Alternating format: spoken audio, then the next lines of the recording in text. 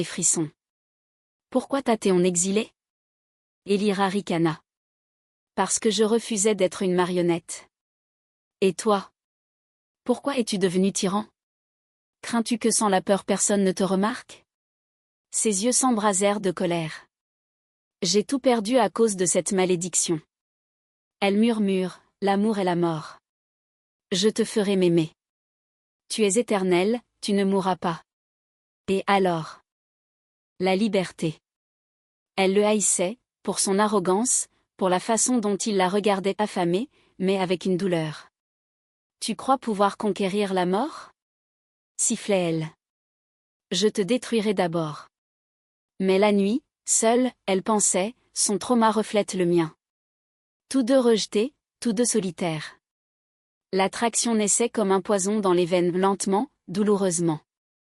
Quand il toucha son poignet pour vérifier les chaînes, une chaleur parcourut sa peau. N'ose pas, pensa-t-elle. C'est un piège.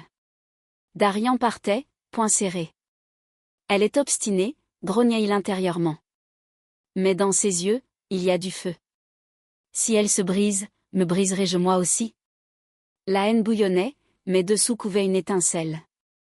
Les jours se fondaient en semaines. Le contrat les obligeait à la proximité, repas partagés dans le hall où les chandelles vacillaient comme des étoiles mourantes, promenade dans le jardin de roses mortes. Elira luttait, invoquait des esprits pour rompre les liens, mais sa magie était plus forte. « Tu es ma victime, disait-il avec un sourire. Ou mon épouse par prophétie. Victime? Répliquait-elle. Je suis la mort. Tu me crains plus que je ne te crains.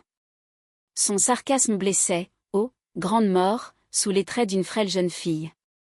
Comme c'est touchant. Mais dans sa voix filtrait une tendresse cachée quand il remarquait sa fatigue.